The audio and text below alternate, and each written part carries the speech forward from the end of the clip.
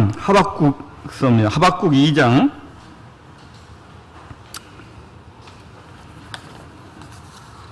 4절의 말씀입니다. 다 같이 한번 보겠습니다. 하박국 2장 4절의 말씀. 그럼 한번 읽어보도록 하겠습니다.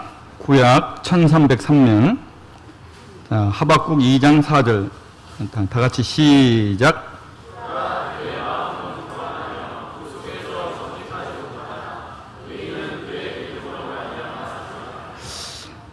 오늘 주제는 믿음입니다. 믿음.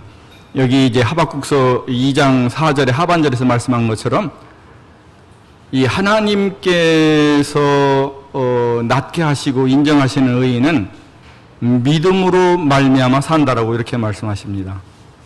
그래서 오늘은 이제 믿음에 대해서 좀 생각을 해보려고 그러는데, 제가 이제 지난번에 이제 하나님의 은혜로 이스라엘에 또 한번 다녀올 기회를 갖게 됐습니다. 이제 그때는 스터디 투어라고 이렇게 얘기를 하는데, 바이블 스터디 투어. 이제 그 이름 그대로 새벽 5시 반에 일어나서 7시까지 이 성경 공부를 했어요. 그럼 새벽 5시 반에 일어나려고 그러면 저는 한 3시 반쯤에 일어나야 됩니다. 3시 반쯤에 일어나가지고서 샤워하고 뭐 준비하고 하다 보면 늦지 않게 이제 5시 반에 갈 수 있는데, 그렇게 일주일 하는데 힘들더라고요. 새벽 5시 반에 일어나서 한 그런 그 말씀 교재, 그리고 이제 그 스터디 투어의 일정에 따라서 쭉 다녔던 그런 이 성경에 대한 그런 유적지들 이제 이렇게 보면서 말씀 교재 가운데서 주님이 깨닫게 하시고 묵상하는 것 내용들, 그 다음에 유적지 가운데서 주님이 말씀하신 그런 내용들을 중심으로 성도님들과 나누려고 합니다. 제가 이제 믹마스 전투라고 하는 그런 사울이 맞았던 그런 전투, 그게 제 인상에 좀 남았고, 또 한 번은 나사렛에 찌포리라고 하는 데가 있습니다. 그게 뭐냐면 예수님의 활동부대였던 그 나사렛이라고 하는 그 지방에 있는 공연장인데, 근데 예수님 당시가 로마의 식민지였기 때문에 로마가 식민정책의 일환으로 식민지 백성들이 배부르게 먹고 즐기고 딴만 품지 말라고 해가지고서 세워놓은 것이 스포츠와 즐길거리죠. 그 중에 하나가 이제 찌포리의 공연장이었는데, 그 공연장을 보면서 이제 주님이 생각해 하신 거. 또 이제 이스라엘을 얘기할 때 단에서 부엘사바까지 이렇게 얘기를 합니다. 단은 이제 헐몬산 바로 밑에 있는 이스라엘의 그 최북단인데, 그리고 이제 부엘사바는 그 이스라엘의 사해 아래쪽에 있는 최남단이 이제 부엘사바인데, 그 단에서 여로보암이 세운 번제단, 번제단을 보고 또 여러 가지 생각이 많았어요. 그래서 이제 이런 3가지 것인데, 오늘은 시간 관계상 2가지, 하나는 그 믹마스 전투를 중심으로 해서 한번 생각을 해보고, 또 하나는 이제 찌포리의 그 공연장을 보면서 그 주님께서 생각해 하셨던 것을 중심으로 교제를 하려고 합니다. 지금 하박국 2장 4절의 말씀대로 믿음은 성도의 출생이자 그의 성화 과정이고, 그리고 주님을 위해서 살 수 있는 그런 이 근본으로 연결되는 그런 끈이 이 믿음이라고 생각이 됩니다. 우선 이 출생은 성도님들도 다 아시는 것처럼 우리의 거듭남이 요한복음 6장 47절에서 주님이 짧게 언급하신 것처럼 믿는 자는 영생을 얻었나니, 그리고 우리의 영생이 성경에서 말하는 그런 참다운 믿음으로 말미암아서 우리는 거듭남을 얻게 되었습니다. 또 히브리서 11장 6절에서 믿음이 없이는 하나님을 기쁘시게 하지 못하나니, 이렇게 말씀하는데, 하나님을 기쁘시게 할 수 있는 유일한 것이 믿음인 것을 보게 됩니다. 로마서 8장 8절로 9절에, 요거는 이제 성도님들이 안 찾으셔도 됩니다. 로마서 8장 8절에서 9절에 보면 육신에 있는 자들은 하나님을 기쁘시게 할 수 없느니라. 그러니까 믿음이 없이는 하나님을 기쁘시게 할 수 없다라고 말씀하셨는데, 그 믿음이 있다라고 하는 얘기는 결국은 육신적으로 살지 않고 영적으로 산다라고 하는 얘기와 동의어가 되는 것을 이 말씀을 통해서 보면 알 수가 있습니다. 그러면 육신에 있지 않고 영적인 영에 있는 자들이라고 하는 건 뭐냐? 그 밑에 9절에 보면 만일 너희 속에 하나님의 영이 거하시면 너희가 육신에 있지 아니하고 영에 있나니 누구든지 그리스도의 영이 없으면 그리스도의 사람이 아니라. 다시 말하면 우리가 거듭날 때 하나님께서 우리에게 성령을 선물로 우리 마음 가운데 주시는데, 이 내주하시는 성령님의 임재와 역사 가운데서 바로 하나님을 기쁘시게 할 수 있는 그런 삶, 믿음의 삶을 살 수 있다라고 하는 그런 얘기죠. 그럼 하나님을 기쁘시게 하는 삶은 결국은 그 주님과의 관계를 통해서 가능한데, 그리스도와의 연합에서도 이 믿음이 작용하는 걸 볼 수가 있습니다. 그래서 갈라디아서 2장 20절 우리가 다 아는 대로 내가 그리스도와 함께 십자가에 못 박혀 죽었나니 그런즉 이제는 내가 사는 것이 아니요 오직 내 안에 그리스도께서 사신 것이라. 이와 같이 그리스도의 죽음에 연합하고 그리스도의 부활에 연합하는 그것은 믿음이 없이는 가능하지 않은 것이죠. 또 이 그리스도와 연합하고 그리스도와 동행하는 것, 마태복음 11장 29절에서 얘기하는 것처럼 나는 마음이 온유하고 겸손하니 내 멍에를 메고 내게 배우라. 그리하면 너희 마음이 쉼을 얻으리니 하는, 여기서 말씀하신 것처럼 주님의 멍에를 메고 주님과 같은 곳을 바라보면서 주님과 같이 보조를 맞춰서 가는 것은, 그것은 믿음이 없이는 되지는 않습니다. 그래서 하박국 2장 4절에서 주님은 의인은 그 믿음으로 말미암아 산다, 이렇게 말씀하고 있는 것을 보게 됩니다. 성경에 보니까 이 믿음에 대해서 언급한 두 구절을 볼 수가 있는데, 디모데전서 1장 5절에 보면, 이건 안 찾으셔도 됩니다. 거기에 보면은 거짓이 없는 믿음이라고 하는 말이 나옵니다. 그러니까 믿음 가운데는 거짓 믿음도 있을 수 있다는 얘기죠. 거짓이 없는 믿음에서 나오는 사랑, 이렇게 얘기를 했으니까요. 히브리서 10장 22절에서는 믿음에 대해서 온전한 믿음이라고 얘기하고 말씀하고 있는 걸 보게 됩니다. 그러니까 온전한 믿음이라고 그랬으니까 온전치 못한 믿음도 있을 수 있다는 얘기입니다. 그래서 오늘은 지금 이제 앞서서 말씀드린 것처럼 이 두 가지 참되지 않고 온전치 못한 믿음에 대해서 교제하고 하나님 앞에서 깨어있는 그런 시간이 되었으면 좋겠습니다. PPT 올려주시면 감사하겠습니다. 여기 이제 오늘, 이거는 이제 성경을 찾아보겠습니다. 사무엘상 13장 1절로부터 7절입니다.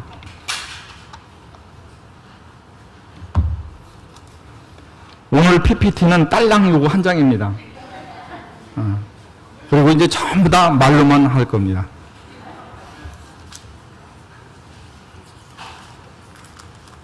자, 사무엘상 13장 1절로부터 7절. 형제님과 자매님들이 순서대로 교독하기로 하겠습니다. 자, 구약 426면이죠. 자, 형제님들부터 시작.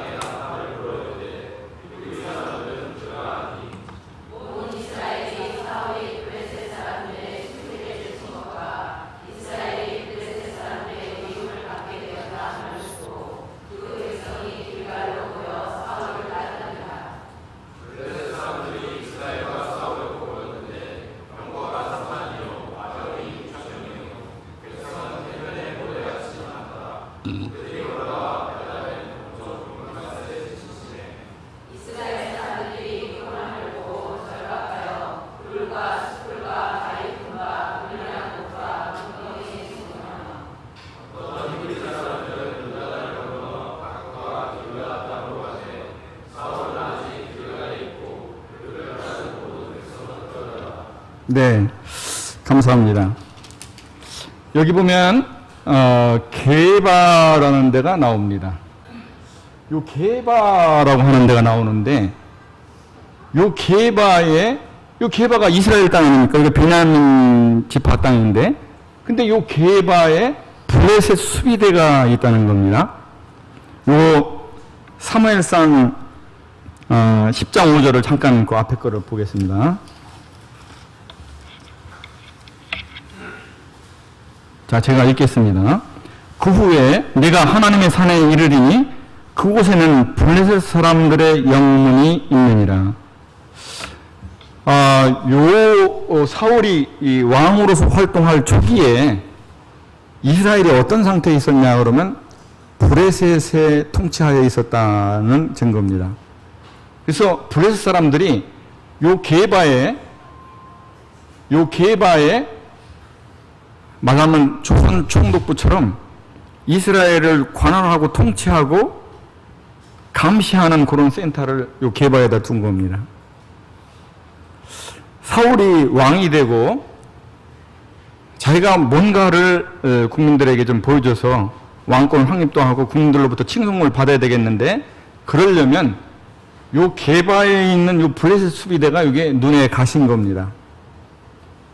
그래서 어떤 전략을 세웠냐, 요 게바에 있는 블레셋 수비대를 치기 위해서 여기 베냐민 기브아, 이 기브아가 어떤 곳입니까? 사울의 고향입니다. 요 베냐민 기브아에는 자기 아들 요나단을 시켜서 군사 1000명을 줘서 요 기브아에 거하게 하고, 자기는 요 믹마스와 베델산이라고 그러는데 요 믹마스를 중심으로 해서 군사 2000명을 거주해서 이 양동 이 포위 작전을 하려고 한 것입니다. 그래서 먼저 이제 이 요나단이 이끄는 1000명의 군사가 게바를 칩니다. 그래서 블레셋이 이 장악하고 있는 이 게바를 접수를 해요. 근데 지금 이제 분명치 않은 것은 이 믹마스에 있는 2000명의 군사를 데리고 있는 사울이 후방에서 협동으로 쳤는지 안 쳤는지는 성경에 분명히 안 나옵니다. 그래서 어떤 사람들은 이 주석서에 보면 어떤 사람들은 믹마스에 있는 사울이 이 게바의 후방을 같이 친 거다. 또 어떤 사람들은 얘기하기를 믹마스에서 이 게바의 후방을 친 게 아니라 믹마스에서 있다가 이건 이제 이 요나단이 그냥 점령하게 치게 놔두고 여기서 어마어마한 블레셋 대군이 몰려드니까 겁에 질린 사울이 길갈로 튀었다. 이렇게 보는 사람들이 있습니다. 그러니까 이것이 지금 얘기하자면 이 게바를 이렇게 협동 공략을 하려고 이렇게 계획을 세운 건데, 여기서 게바를 후면에서 공격을 했든 안 했든 결론은 뭐냐면 믹마스에 있어야 할 사울이 길갈로 튀었다 하는 거예요.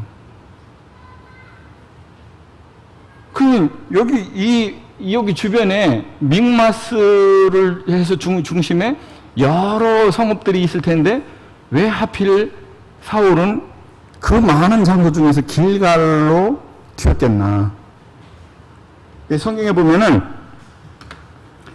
사울이 이 길갈에 있는 그런 여러 증거들이 나옵니다.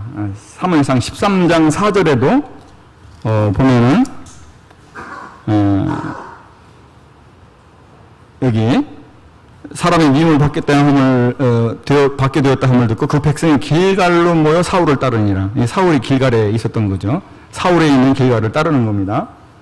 또 이 7절에도 보면 어떤 히브리 사람들은 요단을 건너 갓과 길레안 땅으로 가되 사울은 아직 길갈에 있고, 그러니까 길갈에 있는 거예요. 믹마스를 지키고 있어야 할 사울이 믹마스를 지키지 않고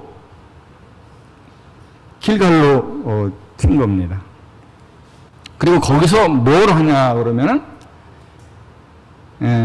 사무엘 선지자한테 연락을 해서 사무엘 선지자가 길갈에 와서 이 전쟁을 위해서 제사를 지내줄 것을 청하게 되고 약속을 하게 됩니다. 그 약속 기간이 일주일이에요. 근데 우리들이 다 아는 것처럼 약속 기간 일주일 6일째 돼도 기다리고 눈이 빠지게 기다리는 사무엘은 오지 않고, 그리고 7일째 되는 날 약속 기간에 이제 마지막이 점점 다가가고, 지금 사울이 얘기한 그런 것은 뭐냐면 앞에 대군이 와서 몰려져 있고 백성들은 자꾸 흩어지고 내가 여호와께 은혜를 구하지 못했고, 이런 이유를 들으면서 이제 급해진 그런 사울이 다른 제사장을 시켜서 드렸다 하는 사람도 있고, 성경에는 뭐냐면 사울이 제사를 드렸다 이렇게 나옵니다. 그래서 하여튼 중요한 것은 뭐냐면 사무엘이 주재해서 드려야 할 제사를 사무엘이 자기가 직접 주재를 해서 드렸든지 안 그러면 자기 수하에 있는 어떤 제사장을 드렸든지 간에 원래 언약한 사무엘이 그때는 그 당시 영적 지도자였기 때문에 드려야 되는데 사무엘을 제쳐놓고 그가 안 온다 그래가지고서 그거 오긴 왔어요. 일주일에 약속을 지켰는데 늦게 왔죠. 제쳐놓고 그냥 다른 방법으로 제사를 지내는 거죠. 근데 여기서 이제 우리가 가져야 될 그 두 가지 그 의문점은 뭐냐면 왜 사울은 길갈에 그렇게 집착을 했을까? 두 번째는 왜 사울은 그렇게 제사에 집착을 했을까? 그래서 이스라엘의 역사를 보면 금방 답이 나옵니다. 자, 길갈은 어떤 것입니까? 이스라엘이 요단 동편의 모압 땅에서 약속의 땅 가나안 땅으로 들어갈 때 첫 번째 관문이 지형적으로는 요단강이었죠. 그때는 이제 모맥빌 시기였는데 물이 차고 넘쳐서 수심이 6, 7m에 이르렀다 이렇게 얘기를 합니다. 그래서 이스라엘의 그 많은 사람들이 건너기에는 그건 물이죠. 그건 도저히 안 되는 거죠. 뭐 배도 없이. 그리고 물살도 세고. 그런 상황에서 주님이 그 자리에 임재하시고 주님의 역사로 이스라엘이 홍해 바닥을 걷듯이 요단강 바닥을 걷는 그런 역사가 요단강에서 길갈에서 있었던 것입니다. 이 요단강에서 있었죠. 그래서 요단강에서 그렇게 하나님의 임재와 역사를 두 눈으로 확인하고 목도한 그런 백성들이 길갈에다가 이스라엘의 12지파를 상징하는 돌을 거기다 쌓고, 그리고 요단강 한가운데 하나님의 역사가 있던 그 현장에 역시 12지파를 의미하는 그런 돌을 쌓아놓고 오늘날까지도 여기에 있다라고 하는 성경의 기록이 나오는 것을 봅니다. 이 길갈은 하나님의 임재와 역사가 있는 곳이에요. 다시 말하면 표징이 있는 곳이죠. 그래서 요새 세상 사람들이 얘기하는 곳으로 기를 받을 수 있는 곳이라고 생각이 되는 거죠. 부적처럼. 근데 이 길갈을 대하는 두 태도가 있어요. 하나는 뭐냐면 여호수아의 태도인데, 여호수아도 똑같이 길갈을 진지로 삼았습니다. 그래서 첫 번째 성인 여리고성을 정복하고 두 번째 성 아이성을 우여곡절 끝에 정복하고 나서는 이들이 앞으로 전진하는 게 아니라 다시 길갈진으로 돌아옵니다. 그리고 이 길갈진을 이 본부로 해서 그 이후에 모든 가나안 정복 전쟁은 길갈에서부터 출발해서 되어지는 것을 볼 수가 있어요. 그 이후에 쭉 성경이 나옵니다. 여호수아 9장 6절, 10장 15절, 10장 43절, 14장 6절. 그리고 이제 결국에는 사무엘상 11장 14절에 보면 사무엘이 우리가 길갈로 가서 나라를 새롭게 하자. 그래서 이 하나님의 임재와 역사가 있는 현장인 이 길갈에서 새롭게 이스라엘의 왕을 세우는, 그래서 이 왕으로 세우는 그런 것이 바로 이 길갈이다. 사울은 이 여호수아가 길갈을 진지로 삼았던 것은, 여호수아는 하나님을 알고 또 하나님과 바른 관계를 맺고 하나님의 뜻을 구하며 하나님의 뜻대로 순종하는 그런 내용이 있으면서 하나님의 역사의 현장인 그런 외형을 같이 취한 것입니다. 기념해야 되기 때문에, 하나님께서 기념하라 하셨기 때문에. 근데 지금 사울 경우에는 그런 내용이 쏙 빠진 채로 이 길갈만 붙들은 거예요.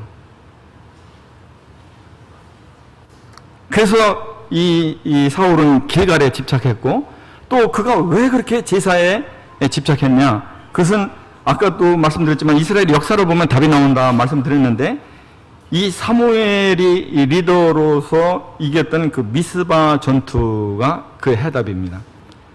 미스바에 모여서 이스라엘 백성들이 미스바에 모여서 회개하고 하나님께 그 이제 회개를 하면서 그 이 마음을 하나로 이렇게 할 때, 그때 이제 브레셋이 쳐들어오게 되죠.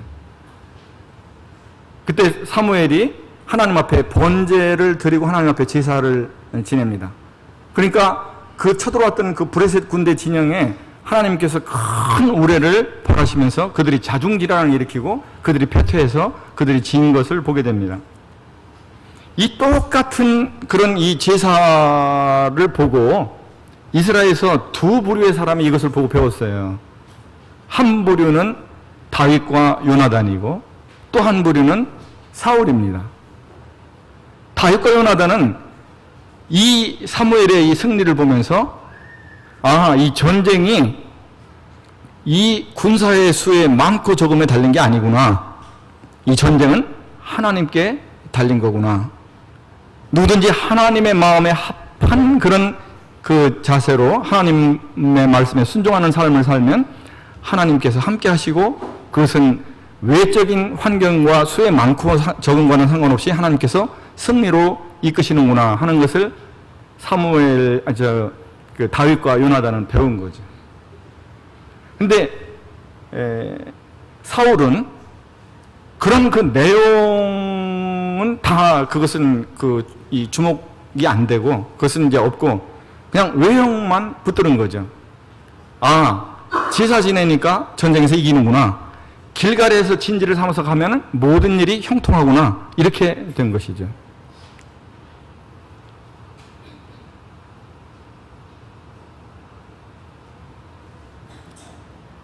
주님께서 말씀하시기를 이게 이제 사울에게 한 얘기인데 사무엘상 15장 22절에 나오죠. 순종이 제사보다 낫고 듣는 것이 순양의 기름보다 나으니라. 이렇게 말씀하시면서 외형보다 그 외형을 채우는 내용이 없게 되면 그 외형은 아무 쓸데가 없다 라고 하는 그런 교훈을 주신 것을 보게 됩니다.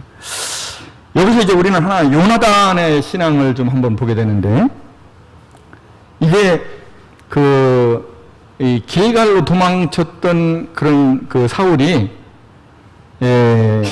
이제 그 믿음이 없으니까 리더가 믿음이 없게 되면 그 밑에 전부 다 졸장부만 있게 되는 것 같습니다. 이게 남은 사람이 2,000명의 군사였는데 남은 사람이 이제 600명만 남았어요. 그래가지고서 이 사울이 어떻게 되냐 그러면 이제 게바로 오게 되는 거죠. 게바에 같이 요나단과 요나단을 따르는 군사와 사울과 그를 따르는 군사가 같이 있는 것이 이 성경에 나옵니다. 이 사무엘상 13장에. 자, 여기 같이 있는데 요나단이 아버지하고 상의를 하지 않고 임금인 아버지와 상의를 하지 않고 자기 수하에 있는 무기 든 자와 함께 요 믹마스에 진치고 있는 어마어마한 그런 블레셋 군대를 향해서 가자고 부릅니다. 군대는 몇 명이냐? 2명이에요. 무기는 몇 개냐? 1개예요. 왜냐면 그 당시 이스라엘의 무기가 사울과 요나단밖에 없었습니다. 다른 사람들은 무기가 없어요. 그래서 군대 2명에 무기 하나. 요거 가지고, 자, 근데 여기 믹마스에 진친 블레셋 그 군대는 어떠냐 그러면 병거가 3만이라고 나옵니다. 근데 병거는 뭐냐면 말 2마리가 끄는 이 수레 전차예요. 근데 그게 3만이라는 거죠. 그리고 이 기마병, 말탄 군사가 몇 명이 되는 거예요? 네, 6,000명. 그래서 이제 이 성경을 연구하는 사람들은, 이제, 이게 왜 그러냐면, 병거라는 것이 말 2필이 끄는 그런 그 전차 수레인데, 이것이 말 한 필로 타고 가는 이 마병보다 많다는 게 그게 상식적으로 맞지 않는다. 그래서 여기에 지금 그 병거가 3만이라고 하는 건 3만이 아니라 3천인데 5기다. 이제 이렇게 하는 그 주석도 있습니다. 3만이 아니라 3천이다. 좋다 이 말입니다. 뭐 3천이 됐든 3만이 됐든 병거 3천과 기마병 6천, 이거는 어마어마한 그런 것이고, 그리고 그거 이외에 그냥 보병, 걸어서 가는 보병은 해변의 모래알같이 셀 수 없이 많다. 이게 성경에 나오는 브레셋의 군사력이에요. 그런데 이 군사력에 지금 여기에 한번 가보자라고 한 그런 그 요나단의 그 군사력은 뭐냐 그러면 군사 2명에 무기 하나, 이거죠. 그러면서 이 요나단에 하는 말이 있습니다. 뭐라고 얘기하냐면 사무엘상 14장 6절에 어쩌면 여호와께서 우리를 위하여 일하실 것이다. 근데 이제 그 추석에 보게 되면 여기서 어쩌면이라고 하는 것은 원문에는 반드시라고 하는 그런 의미를 가진 말이 추가되어 있다. 그래서 이것은 반드시 여호와께서 우리와 함께 하신다 라고 하는 의미다. 그것이 됐던 여기에서 말하는 것처럼 어쩌면 일하실 것이다 라고 하는 이 어떤 조건이 달린 것이든 그것은 다 똑같다 하는 말이죠. 같은 의미다 하는 거예요. 왜냐하면 이와 비슷한 것이 가데스 바네아에서 한 번 있었어요. 가데스 바네아에서 10명의 전탄꾼과 2명의 전탄꾼이 완전히 그 보는 현상에 대한 그런 그 해석이 완전히 갈렸을 때 갈렙이 그럽니다. 여호와께서 우리를 기뻐하시면 우리와 함께 하실 것이다. 저들을 능히 이길 것이다. 여호와께서 우리를 함께 하실 우리를 기뻐하시면이라는 말은 뭐냐면 우리가 하나님의 마음에 합하면 이런 거죠. 하나님의 주권을 경외하고 하나님 앞에 정말로 비춰볼 때 하나님이 받으실 수 있는 그런 상태가 된다 그러면 하나님은 반드시 우리와 함께 하신다라고 하는 겸손한 하나님을 경외하는 신앙이죠. 그러니까 여기에서 지금 어쩌면 여호와께서 우리를 위해 일하실 것이다라고 하는 것은 요나단은 하나님이 반드시 함께 하실 것이라는 것을 믿은 거죠. 요나단은 믿음의 사람입니다. 두 번째는 여호와의 구원은 사람의 많고 적음에 달리지 않았다. 자, 첫 번째는 뭐냐면 하나님에 대한 신뢰입니다. 하나님이 우리와 함께 하실 것이다. 2명 가면서. 그 다음에 두 번째는 뭐냐면 여호와의 구원은 사람의 많고 적음에 달리지 않았다. 하나님을 아는 거예요. 하나님이 어떤 전능자이신지. 세 번째, 이들이 블레셋 진지를 향해서 쳐들어가서 그 두 사람이 전쟁을 할지 말지를 자기들이 결정하지 않았습니다. 그래서 하나님의 인도를 구하는 거예요. 우리가 저들에게 보였을 때 저들이 일로 올라와라. 그러면 그는 하나님이 저들을 우리에게 붙이시는 그런 하나님의 표징이고, 우리가 너희에게로 내려갈 테니 기다려라. 그러면 그것은 하나님이 저들을 우리에게 붙이지 않는 것이기 때문에 우리는 저들에게로 올라가지 않는다. 딱 보이니까 이리로 올라와라. 우리가 너희에게 보일 것이 있다. 이렇게 반응이 나오는 걸 보고 요나단이 하나님께서 우리를 붙이신다라고 하는 그런 이 표징이다 라고 받아들이고, 이 두 사람이 칼 한 자루밖에 없는 이 두 사람이 쳐들어갑니다. 이 어마어마한 수를 쓸 수 없는 이 군대에 자중질환이 일어나면서 이때 이 성경이 뭐라고 얘기했냐면 이 블레셋 사람들의 군대 내에 이들이 이제 그 이스라엘을 이렇게 통치하고 관할을 하면서 이스라엘의 이 청년들을 이제 뭐라 그럴까, 징병한 거죠.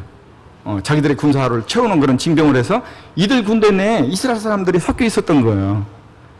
그래서 요나단이 믿음의 행위로 주님을 의지하고 나아갔을 때 이 안에 있던 이스라엘 사람들이 함께 더해지면서 또 그때 또 마침맞게 또 하나님께서 땅의 진동, 지진을 일으키시면서 그들 가운데 자중질환이 일어나는데, 제가 생각하기로 이들이 만약에 여기에 이제 성경에는 안 나오지만 이들이 만약에 이 복장이 블레셋 군대와 이 이스라엘의 징병당한 사람들이 비슷할 것 같으면, 아니 분명히 우리 옷을 입었는데 저기서 칼이 날라오고 이 화살이 날라온다 그러면 그 안에서 누가 적인지를 잘 모르는 그런 일대 다 혼란이 일어나지 않겠습니까? 제 생각이에요. 이 안에 자중질환이 일어나서 보니까 서로가 서로를 죽이고 그냥 난리가 난 거죠. 그렇게 하면서 이제 산으로 굴로 다 도망갔던, 그리고 요단강 이 동쪽변으로까지 그냥 빨리 굉장히 그 행동이 빠르신 분들인데, 그냥 그 도망갔던 사람들까지 다 다시 돌아와서 연합해서 이들을 무찌르는 그런 사건들을 보게 됩니다. 여기 보면 요나단과 사울의 신앙이 완전히 다른 것을 볼 수가 있습니다. 요나단은 하나님이 어떤 분이신가를 알고 하나님에 대한 신뢰가 있었으며 하나님에 대한 주권에 대한 경외가 있어서 자기 스스로 절대로 어떤 것을 정하지 않는다. 하나님께 여쭤본다. 그리고 하나님의 뜻대로 하는 거예요. 근데 여기에 반해서 그 아버지인 그 사울은 하나님에 대한 하나님을 아는 것이나 하나님에 대한 신뢰나 자기의 거처에 있어서 하나님께 여쭤봤다고 하는 그런 과정이 성경에 전혀 언급이 되지 않고 있는 것을 보게 됩니다.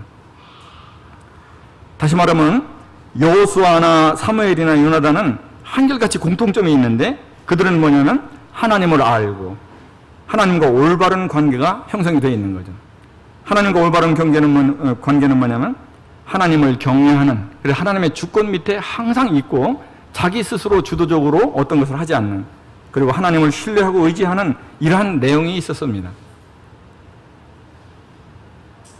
거기에 반해서 사울은 신앙의 외형은 취하고 그것을 의지하려고 하는 그런 마음은 있지만은 신앙의 내용이 전혀 없는 그런 외형적 신앙인 것을 볼 수가 있습니다. 다시 말하면 내용은 잃어버리고 외형만 붙들고 있는 그런 신앙이죠. 저는 이것을 우리에게 한번 적용해 볼 수 있다고 생각합니다. 세 가지로 한번 적용해 보겠습니다. 우리는 매주 예배를 드리면서 성만찬에 감사함으로 참여하죠. 성도라면 누구나 이 성만찬에 참여하는데, 저는 이 네 가지 것이 내용이다라고 생각을 해요. 첫째 하나는 뭐냐면 고린도전서 6장 19절로 20절에 성도님들이 다 하신 대로 너희는 값으로 산 것이 되었으니 너희는 너희 것이 아니라 하나님의 것이라는 거죠. 그래서 성만찬을 대할 때 우리가 거기서 내용으로 취해야 될 것은 뭐냐면 우리는 하나님께 바쳐진 자라는 것입니다. 하나님이 내가 너를 피로 값주고 샀다라고 하는 것은 하나님께 우리가 바쳐진 자라는 것이죠. 그래서 제가 성경을 읽는데 이 바쳐진 자가 얼마나 하나님 앞에 이 두려운 것인지, 여호수아 7장 11절에 보면 이스라엘 백성이 요단강을 건넌 후에 여리고성을 하나님의 말씀대로 순종함으로 여리고성을 정복하고, 그리고 아이성에서 큰 실패를 보게 되는데 그것이 아간의 범죄 때문인 것을 하나님께서 말씀하셨고, 그 아간의 범죄를 하나님께서 얘기하실 때 뭐라고 그러냐면 하나님께서 이제 여리고성에 할 때 뭐라고 그러셨냐면 여리고성과 그 가운데 모든 물건은 여호와께 바쳐진 것이다. 여호수아를 통해서 그렇게 말씀하십니다. 그러니까 이 여리고성은 이스라엘의 첫 성으로서 하나님께 바쳐진 거예요. 그러니까 누구도 그것을 취하면 안 되는 겁니다. 근데 그것을 아간이 정면으로 어기고 하나님께 바쳐진 것을 취했을 때 하나님께서 이 아간을 다스리는 방법이 그를 회중 가운데에서 분리시켜서 모든 회중이 돌로 그 아간과 아간의 가족과 아간의 소유들을 다 돌로 쳐서 죽이게 하고, 그리고 그것으로 끝나는 게 아니라 그것을 불살라서 이스라엘 가운데 하나님께 바쳐진 것을 다시 취하는 그런 이 망동이 다시는 있지 않도록 하나님께서 이스라엘 가운데서 그 완전하게 존재를 없애버리시는 것을 보게 됩니다. 그런데 이 만찬이 의미하는, 이 의식이 의미하는 것이 바로 우리는 전부 하나님께 바쳐진 자라는 것이죠.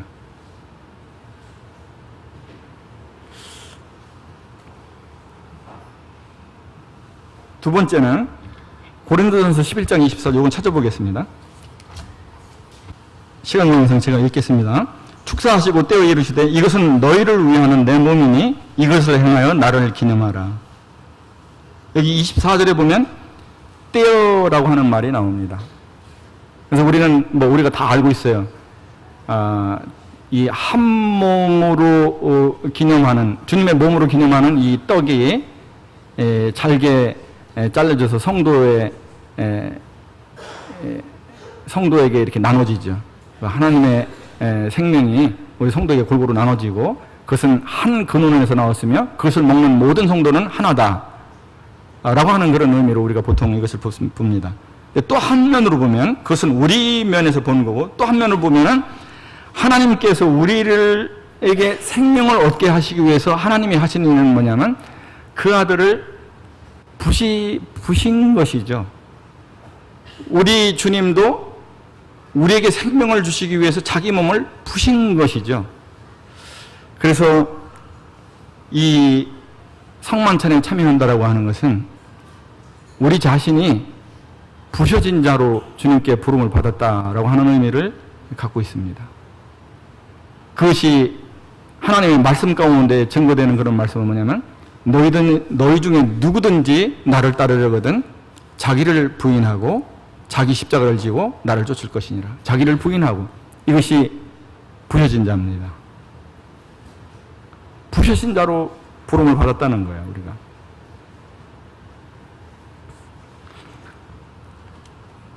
세 번째는 고린도전서 11장 26절에 나오는데, 너희가 이 떡을 먹으며 이 잔을 마실 때마다 주의 죽으심을 그가 오실 때까지 전하는 것이니라. 이 성만찬에 참여하는 것이 뭐냐? 주의 죽으신 이유를 오고 오는 세대, 또 아직까지 이 진리를 모르는 모든 사람들에게 이것을 전하라고 하는 것이죠. 저는 이것을 하나님의 비전이라고 부르고 싶습니다. 하나님의 원대한 비전. 그것은 이 반역과 어둠의 땅에 그 아들 예수 그리스도를 통해서, 그리고 먼저 하나님의 은혜를 깨달은 우리들을 통해서 하나님의 나라를 세우시고자 하는 하나님의 원대한 비전입니다. 그래서 저는 고린도전서 11장 26절은 하나님의 비전을 가진 자로 우리가 부르심을 받았다는 것입니다.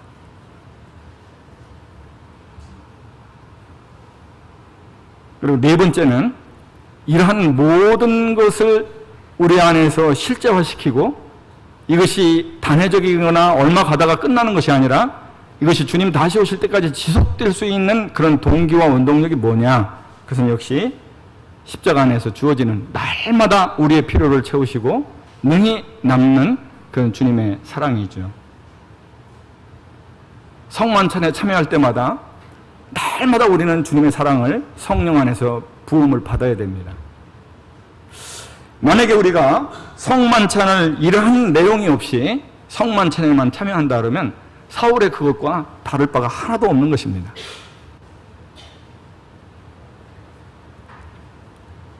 두 번째는 너울에 대해서 얘기하고 싶습니다. 자매님들이 거듭나면 누구나 다 너울을 이렇게 쓰시는데, 너울은 고린도전서 11장 10절에 보면 권세 아래에 있는 표다 그랬습니다. 다시 말하면 나는 누구의 권위예요? 남편의 권위 아래에 있고, 남편은 그리스도의 권위 아래에 있고, 그리스도는 하나님의 권위 아래에 있다라고 하는 것입니다. 물론 이제 하나님과 그리스도는 한 분이시지만, 그래서 자매님들이 머리에 너울을 쓴다고 하는 것은 나는 권위에 순복한다라고 하는 그런 내용입니다. 그런 고백인 거죠. 근데 그래서 우리가 너울을 쓰지 않으면 하나님의 말씀에 순종하지 않는다 그래서 교제도 끊지 않습니까? 모임끼리. 근데 그런 신앙의 외형은 지키면서 그 내용인 권위의 순복이 되지 않는 그런 상태다. 그러면 그것은 사울과 똑같은 신앙 상태라는 거죠. 내용은 다 어디 갔나 없어요. 껍데기만 붙들고 있는 거지.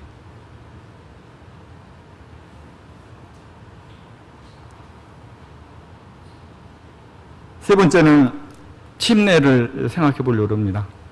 우리가 이제 지금도 이게 구원받으신 분들이 자꾸 늘어나고 이제 얼마 있으면 또 침례식을 해야 될 텐데, 이 침례식은 주님이 명하신 그런 예식으로서 성만찬과 함께 우리가 꼭 이걸 행하게 되는데, 이 침례는 로마서 6장에 보면은 합하여, 연합하여, 이렇게 주님, 이 침례라고 하는 의미가 주님과 합하여, 주님과 연합하여, 이런 의미죠. 에베소서 2장에서는 이것을 함께라고 표현을 합니다. 함께 살리시고, 함께 일으키시고, 함께 앉히시고, 이렇게 함께라고 표현이 되는데, 이거는 뭐냐면 침례받은 사람들은 이제 주님과 연합이 되었다는 것이죠. 그 주님과 연합이라는 것이 이게 어떤 거를 얘기하는 거냐. 이게 언뜻 알 것도 같으면서 언뜻은 이게 명확하게 설명이 좀 잘 안 되는 이 부분이 이 사무엘상 14장 7절에 이게 잘 나와 있더라고요. 사무엘상 14장 7절 한번 보겠습니다. 429년이죠. 무기를 든 자가 그에게 이르되 당신의 마음에 있는 대로 다 행하여 앞서 가소서. 내가 당신과 마음을 같이하여 따르리이다. 이게 뭐냐면 이 요나단의 병기든 자가 한 고백입니다. 요나단이 이제 블레셋 진지에 가서 우리가 가자. 이렇게 얘기하면서 아까 세 가지를 이렇게 쭉 이렇게 얘기를 했는데, 그렇게 얘기할 때 요나단의 병기든 자가 한 얘기예요. 이렇게 얘기를 해요. 내가 당신과 마음을 같이하여 따르리이다. 주님과의 연합이라고 하는 것을 우리가 알기 쉽고 만지기 쉽게 표현하는 그런 가장 좋은 말씀이 이 말씀이 아닌가. 주님과 마음을 같이하여 주님이 어디로 가시든지 주님을 따르는 그런 마음. 이것이 주님과의 연합이라고 볼 수 있습니다. 그래서 이 침례는 우리가 그 침례 의식이 얘기하는 것처럼 물에 완전히 잠겼다가 죽는 걸 얘기하는 거죠. 조금 멈칫하죠. 그건 장사 지낸 걸 얘기하는 거죠.